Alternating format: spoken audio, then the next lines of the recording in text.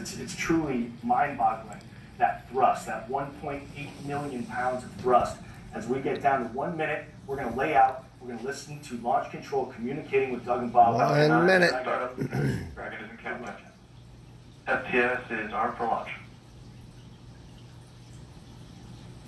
You've heard it all there. They are armed for launch. The fueling is done. Now 45 seconds comes to Dragon, go. SpaceX, go for launch. That is the launch director. They are ready to go. We are getting very close to T-minus 30 seconds. And you will hear a number of instructions. 30 seconds. A number of instructions to them once we take off. Space Launch Live. First time in nearly a decade. American astronauts on an American spacecraft Stage 1 tanks launching pressing from for flight. American T-minus soil. 15 seconds. And here comes the countdown now. 9, 8, 7, 6, 5, 4, 3, 2, 1, 0. Liftoff of the Falcon 9 and Crew Dragon and NASA Godspeed Godspeed Spotted Dog. There you go. Come on.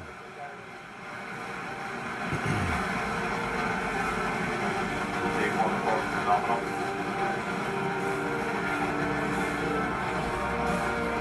Yes.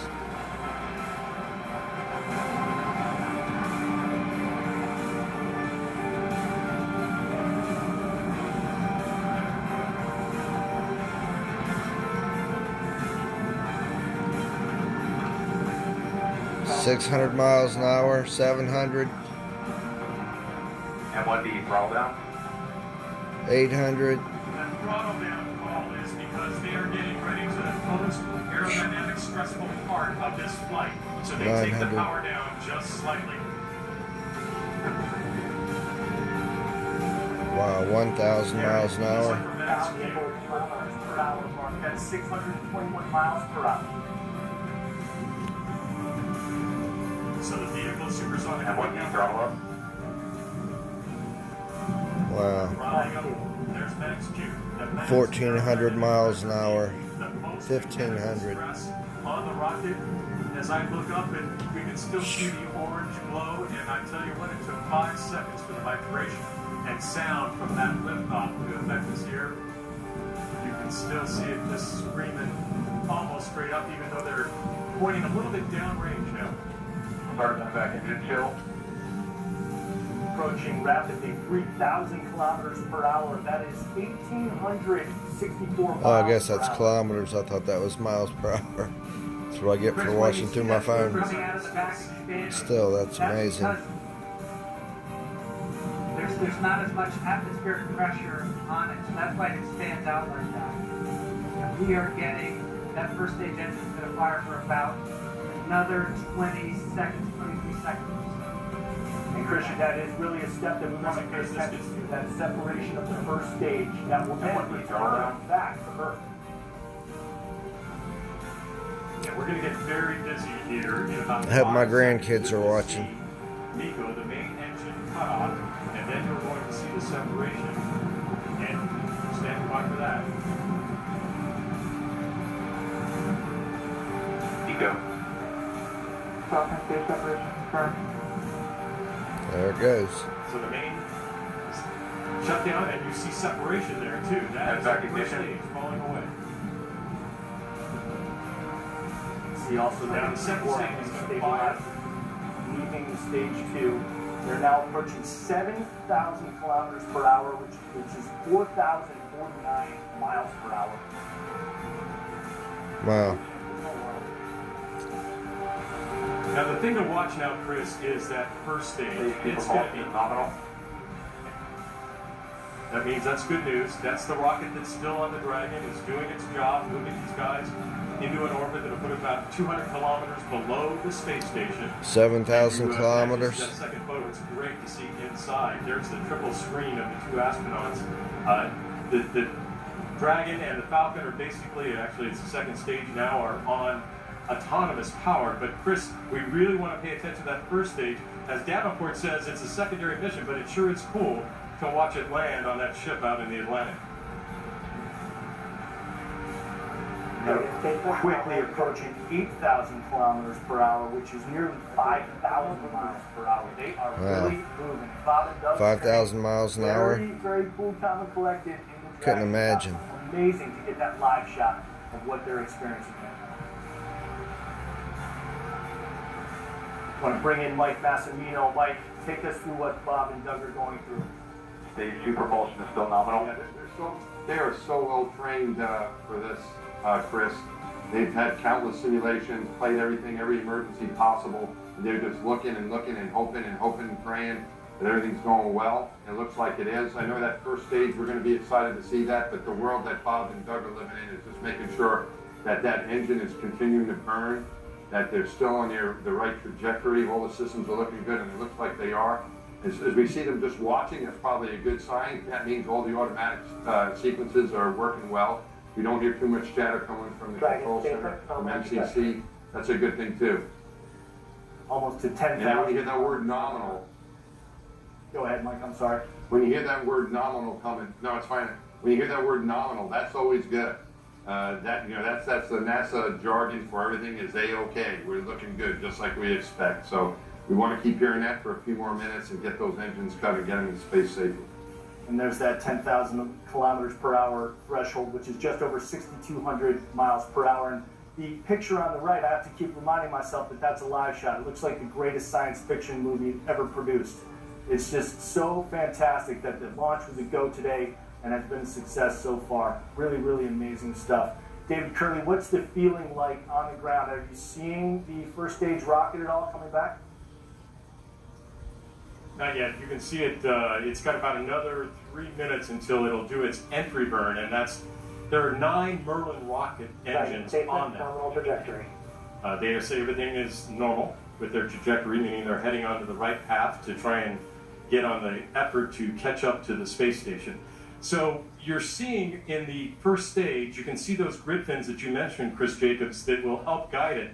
But at 8:45, so plus 8:45, coming up in about 2 minutes, you'll see 3 of those 9 engines fire to slow it down. The first stage doesn't have any of that protection when it comes back into the atmosphere. So the way they overcome that is by firing the engines and slowing it down enough that when it re-enters the atmosphere, it won't burn up. And it'll be a 34-second burn of that entry stage of those 3 engines to bring us in. And seeing some of these pictures of Doug and Bob in the capsule is just remarkable. We haven't seen a lot of American Stage 2 astronauts propulsion live. is still good. And just to clarify, that picture on the left is the Stage 2 rocket propelling the Crew Dragon capsule. The picture on the right is actually the Stage 1 Falcon 9 rocket returning to Earth. So those are actually moving in opposite directions as we pass the 15,000 kilometers per hour mark, which is approaching 9,400 miles per hour. You know, Chris, SpaceX would love to get this booster back. And as we mentioned earlier, they learn a lot when they get these rockets back and take a look at them. But it is secondary. That's the picture on your left. The second stage, as Massimino said, that's what you want to burn. You want that burn to go exactly as it should on the right trajectory.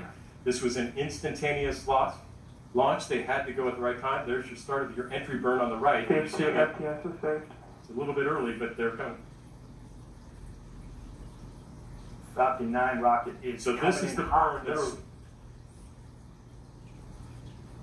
Yeah, this slows it down. This is going for about 35 seconds, as I mentioned, just to slow it down. And if you watch those grid fins, you can start to see them kind of move.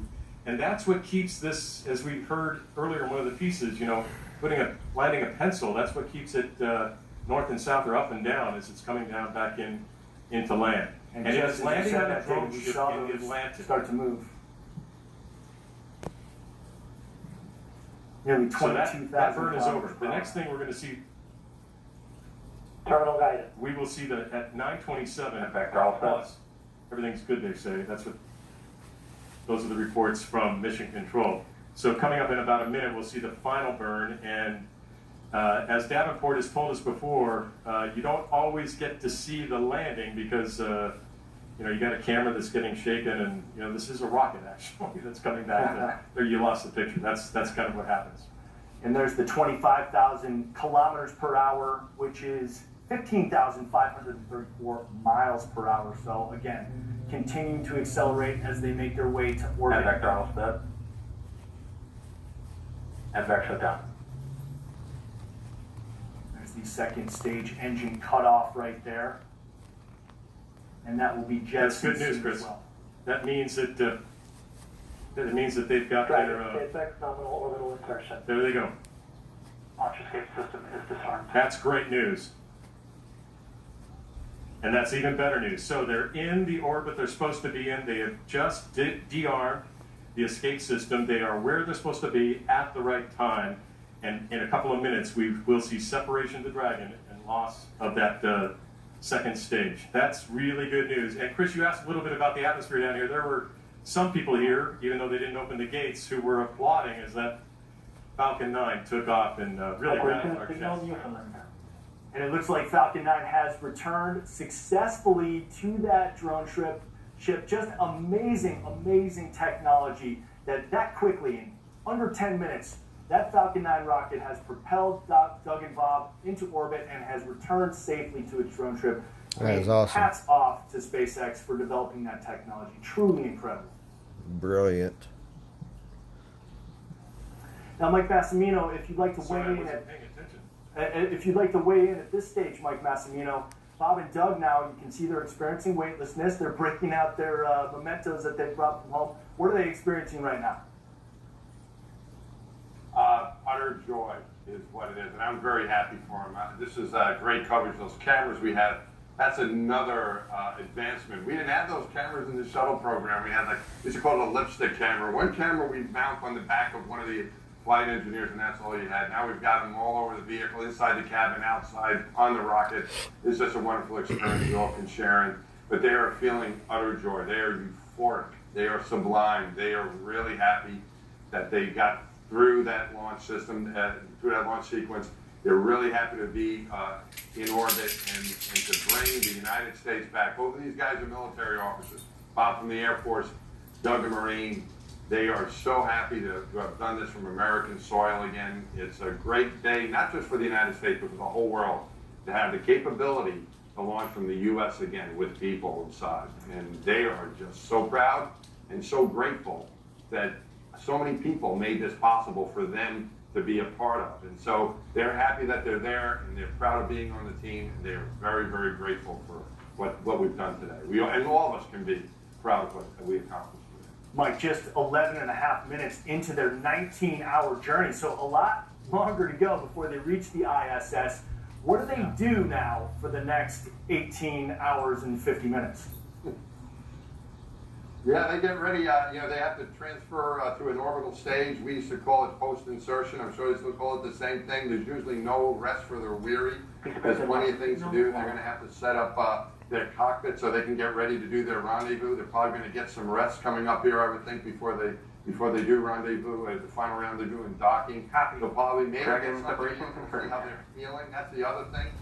It's been a while since either of these guys have been in space. It's been almost 9 years, and Bob maybe just a little bit longer than that. I was a Capcom for his last flight. So they've got to get their space legs back, and sometimes you don't feel as well as you'd like when you're first unstrapped because your body's getting used to it. Your vestibular system is not working any longer. But I think these guys will probably be just fine. So hopefully they're feeling well. They'll get what they can done. Go continue with the checklist. Get right into it right away. And there's probably not much rest. If it's anything like it was at the shuttle, I'm sure it is. They still have to go right into the orbital phase as soon as they can. Now, Mike, we just heard from Launch Control that they confirmed Dragon separation, meaning that stage 2 has now been jettisoned from the capsule. So these guys are truly autonomous now in the capsule. It's a self-propelling capsule, self-driving capsule, but these guys can also control it. They're going to be doing that along the way to the International Space Station, correct? Proud of you guys and the rest of the team. Yeah, especially for this flight. Thank you so much for what you've done for us today, putting America back into low Earth orbit on the Florida coast. Copy out. Good luck. Godspeed. 13 minutes. We just heard Doug and Bob communicating with Launch Control, giving them their thanks. Launch Control, of course, responding. Dragon SpaceX to confirm nominal equal activation and service section Draco checkouts. Nose cone deployed in progress. Now, they mentioned that Chris, the I can tell you nose about cone this. deployed there is in progress. The nose cone will actually open up, and that will help them with navigation on their way to the ISS. I'd like to bring in Adam Savage. I know he is chomping at the bit to get in on this. He is our resident space nut on our team. Adam, please weigh in with your thoughts. I know you've got to be excited about this. This, I think, such an amazing thing to witness. I mean, the engineering achievement, the cooperation between SpaceX and NASA, Bob and Doug. I mean, the euphoria they're feeling and that Mission Control is feeling, it's rubbing off because I'm feeling it too. It is incredible. Every single nut and bolt on that spacecraft and these rockets was sweated over by a human being, making sure that it was right and correct. And the fact that those guys are now in orbit is a testament to the dedication of all those people. It's really thrilling. Adam, you look like you're ready to jump on a space shuttle and get right after those guys. I love the costume change. That's amazing. I also Send want me to in, Coach. I'm ready to go. You are ready, man. You are no longer on the bench. You are on the starting lineup. I want to bring in Mark Roper, who I'm sure wants to weigh in on this too. Mark, your experience as a NASA engineer gives you unique perspective on this. Please tell us your thoughts. I mean, I feel like I've had chills for like a solid 2 hours. I know what it takes. Like Adam said, every nut and bolt. There's every little detail of that. It's just, it comes together as an amazing engineering feat. But it's also just like a symbol, as far as I'm concerned, for not just the nation, but the world, of just like hope and progress. Like at a time where the world could use symbols of amazing progress and hope. So, like, congratulations to NASA and to SpaceX. Congratulations to those astronauts, but also congratulations to humanity. Like, we will be a spacefaring nation, and this was an important step. Very well said, Mark. And I understand that Bob and Doug have opened their visors inside the Crew Dragon capsule. I believe that gives them a view. Mike Massimino, I want to bring you in because you're the only one who knows firsthand what they must be experiencing. What are they looking out on right now? The thing you want to do as soon as you get to orbit is unstrap and take a look. If you need to unstrap or look through the window, you want to take a look and look back at our beautiful planet. It is extraordinary. We can see pictures, we can see some high fidelity video, but there's nothing like being there and actually seeing it. And when I looked at our planet from space, what I thought to myself was, this must be what heaven looks like. It is an absolute paradise. And you can look and see the blackness of space in the other direction. We've checked out the neighborhood. You realize we only have this one option. It's very fragile. You see that thin atmosphere. If you think of the Earth as an onion, the top layer, the top skinny layer of the onion is the size relationship of the atmosphere of our planet to our planet. You see that. You can see that in these images. And you realize how lucky we are to be here. And it changed my view of how I feel about our home. It's a home we all share, and it is an absolute paradise. So that's what they're looking at. And we're getting a really nice picture of that on our feed right now, I presume, from where Bob and Doug are up on the Crew Dragon capsule. David Curley, please weigh in. Give us a sense of what it's like down there at Cape Canaveral. I mean, of course, relief, major joy. What's the feeling like right now? Yeah, it is all those things and more, Chris. I mean, with the anticipation Wednesday and then the scrub and then the forecast being, oh, we're probably going to have to go another day. As we got closer and closer to countdown, you could sense the anticipation and just the excitement of a rocket launch. And I have to tell you, everything's dissipated now, but watching that rocket take off, and as I mentioned a little earlier, there's a delay. The speed of sound is fast, but it's not that fast, and it took a while for the sound to hit us. And then the vibration, that rocket fuel and oxygen, when it's burning, it's just, you can feel it. It's just trying to rip the air apart. It was fantastic to see these guys get to the place they wanted to be at the right time. They've done all that. Now, it's a 19-hour journey to the space station, and Massimino talked about it a little bit. They have specific things they are doing, because this is a test mission. They're going to make sure it's a habitable environment inside the capsule of Dragon. They're going to try and eat, drink, and as somebody at SpaceX said earlier, do whatever kind of bio work they have to do, and then they want to sleep. NASA wants them to sleep. Everybody wants them to sleep. See if you can sleep inside this capsule. We had not seen something before. If you watch some of those pictures when we were seeing in the capsule, we actually saw those sleek spacesuits, which are pressure suits, blown up with air. They're a little capsule within a capsule, which was kind of interesting.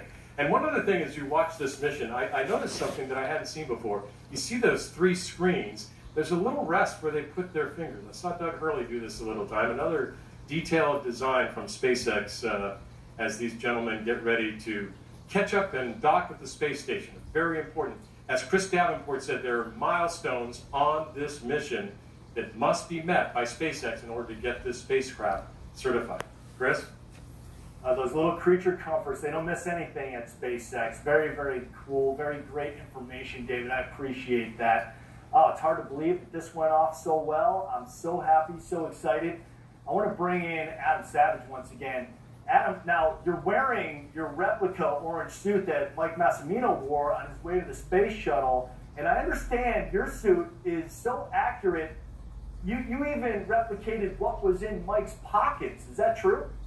Not only what was in Mike's pockets, but I was texting him on a daily basis as I was finishing this suit, asking, where did the flares go and what kind of Sony micro recorder was in there? And he was sending me links and sending me some of his handwritten lists from his launch as to where the things were distributed. Right, well, Mike, weigh in on that. Tell me about, first of all, those extra large gloves that we just saw Adam modeling that you actually wore with your suit in space. What are those all about? Yeah, so and that's great, man. I've been friends for a long time, and it's been a joy for me to participate in some way in some of his projects. And you reminded me the voice recorder. I had that so I could record my thoughts for my family. And we had a little micro recorder. And I just sent what I was thinking, what I was doing. It was kind of hard to take notes. You could, but not extensive ones. So we had little micro recorders to record our thoughts. That was about. And the flares and all the little detail that Adam put into that suit. I remember I got out my flight notebook to give him all that info.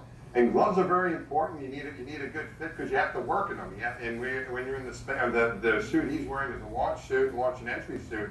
You need to be able to move around and do things with your hands inside of the spaceship, as opposed to the big white suit we wear for spacewalking. There, even the glove fit was even more critical because you're in a pressurized glove fighting against that pressure, so you needed a good glove fit. So things like that. You mentioned the little fingertip rests that they have on the touch screens.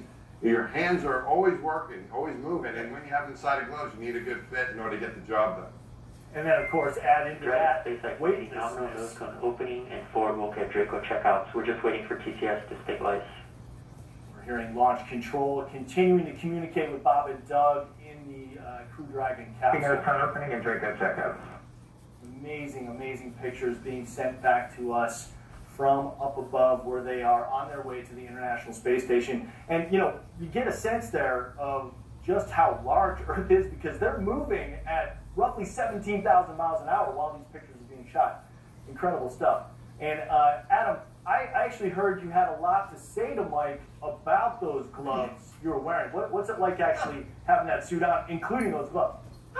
Well, when I was doing the research on these gloves, I'm also friends with Chris Hadfield, and I asked him about them, and he said, well, there's over a dozen different sizes, and they take astronauts. Apparently, Chris has the size that's absolutely in the middle, the super average size, and he said that Mike Massimino's hands were the casting used for the largest space gloves, and I thought, oh, this is great. And I was interviewing Mike on stage here in San Francisco, and I mentioned that because I thought he'd have something to say about it, and Mike was like, really? My hands are the largest ones in NASA? I didn't know that. I believe Adam is referring to Chris Cassidy, who is the commander of the International Space Station, someone who I actually spoke to on the phone last week. Very heady stuff there. Adam, Mike, thank you guys both so much. Please continue to stand by. David Curley, I believe you have some information for us. What do you got? I got to tell you, NASA is ecstatic. We just heard from the administrator who says, he's needless to say, I wanted to say over the moon, not quite over the moon, even though he'd like to get astronauts to the moon. He said, though, that he is breathing a huge sigh of relief. But he's not going to really celebrate until Doug and Bob are back on the planet. And I have to tell you, we showed the pictures earlier of the astronauts coming out in their suits and doing that little virtual hug with their children. And Elon Musk was asked about, how important is a manned mission versus all the cargo stuff you have done. And he said he even talked to those two boys. Bacon has a 6-year-old, Hurley has a 10-year-old. And Elon was asked, what did you say to them? And he said, we're doing our best to make sure they come home safely. And SpaceX, this mission had a lot more weight on it.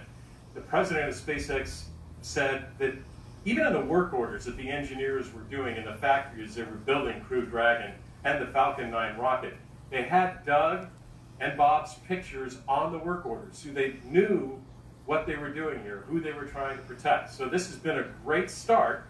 Now we see if the docking goes off without any hitch in about 18 and a half hours from now.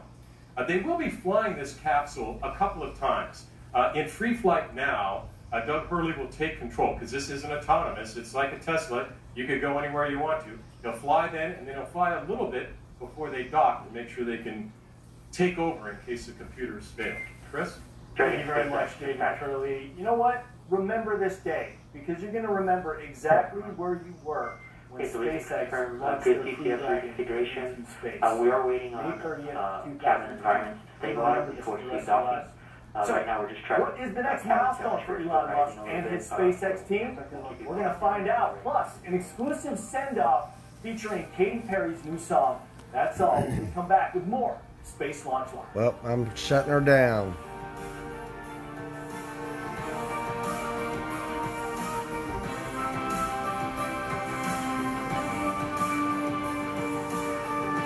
That was amazing.